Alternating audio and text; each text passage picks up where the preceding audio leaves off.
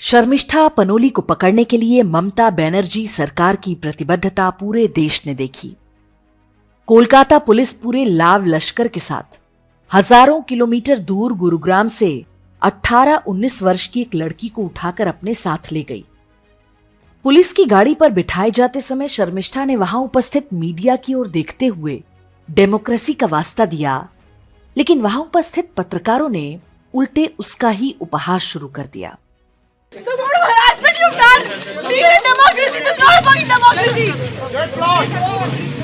बोलने का सोचने नहीं, ऑर्डर डेमोक्रेसी नहीं है, डेमोक्रेसी बता रहे इसको, डेमोक्रेसी बोलेगा। आप चाहें तो पता कर लें, शर्मिष्ठा का मजाक उड़ाने वाले वो सारे देश के प्रतिष्ठित मीडिया समूह के पत्रकार होंगे। शर्मिष्ठा को लेकर जब पुलिस की गाड़ी चली जाती है तो पीछे से अजान की आवाज गूंज उठती है।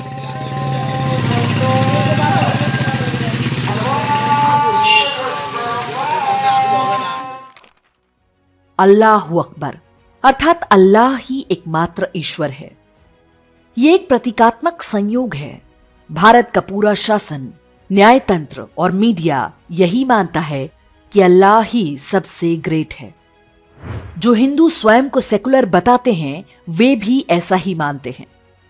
यह हाल केवल बंगाल का ही नहीं, देश का कोई भी राज्य, कोई भी शहर हो सकता है। आए दिन कांग्रेस या उसकी विचारधारा वाली सरकारों की पुलिस किसी भी नागरिक को उठाकर ले जाती है केवल इसलिए क्योंकि उसने अल्लाह की शान में गुस्ताखी कर दी। ये कानूनी सुरक्षा केवल अल्लाह के लिए है।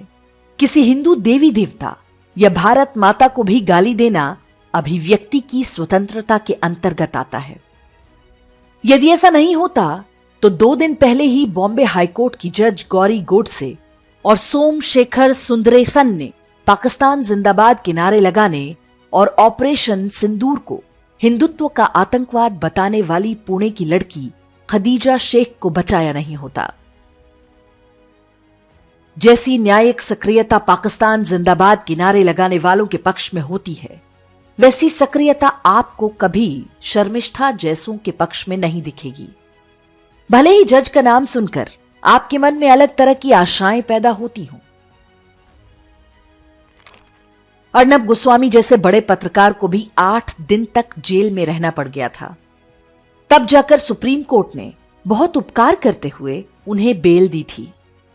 शर्मिष्ठा को तो फिर भी थोड़ी बहुत पब्लिसिटी मिल गई। बहुत सारे लोगों की तो कोई चर्चा तक नहीं होती। कई लोग इसके लिए केंद्र सरकार और प्रधानमंत्री नरेंद्र मोदी को दोषी ठहराते हैं, लेकिन यह हमारी बहुत बड़ी भूल है। इतने वर्षों में हमें समझ में आ जाना चाहिए कि ऐसी स्थितियों में कोई सरकार आपको नहीं बचा सकती। यदि हम अपने राष्ट्र और धर्म के पक्ष में कुछ बोलते, लिखते या करते हैं तो वो नरेंद्र मोदी या बीजेपी के लिए नहीं, बल्कि हमारे अपने लिए होना चाहिए, हमारे परिवार और समाज के लिए होना चाहिए। हिंदुत्व के पक्ष में बोलने के लिए हमारा एकमात्र प्रलोभन यही होना चाहिए कि ऐसा करना हमारे दीर्घकालिक हित में है। हिंदुत्व रहेगा तभी हमारा देश रहेगा और तभी हमारे बच्चों और आने वाली पीढ़ियों का भविष्य सुरक्षित रहेगा। आप पहले से मानकर चलें कि भारत का एलीट शासन तंत्र आपकी तरह नहीं सोचता।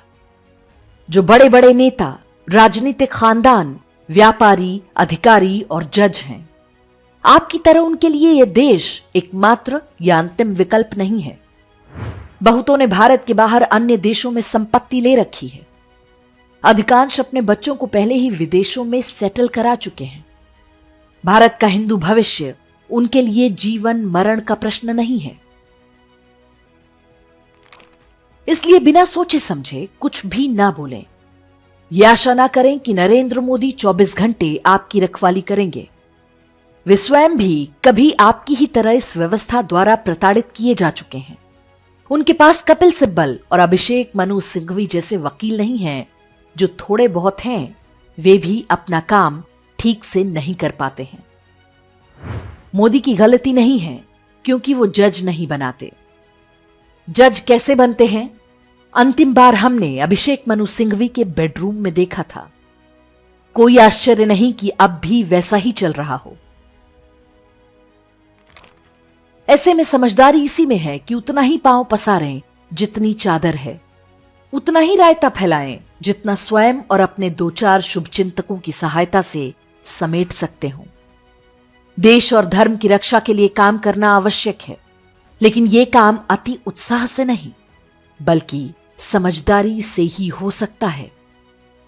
शत्रु आपसे अधिक शक्तिशाली और शातिर है। यदि आपको लगता है कि आपने वोट देकर अपनी सरकार चुन ली है, अब आप कुछ भी बोलने के लिए स्वतंत्र हैं, तो वो आपकी भूल है। सत्ता इस संघर्ष की पहली सीढ़ी मात्र थी। असली संघर्ष अभी आगे है। हम युद्ध के बीच में हैं, इसलिए सावधानी आवश्यक है। अपनी हेलमेट ना उतारें और बिना कारण बंकर से बाहर ना निकलें। शत्रु निशाना साधे तैयार बैठा है। युद्ध में कैजुअलिटी भी होती है। सोच समझ कर आएं।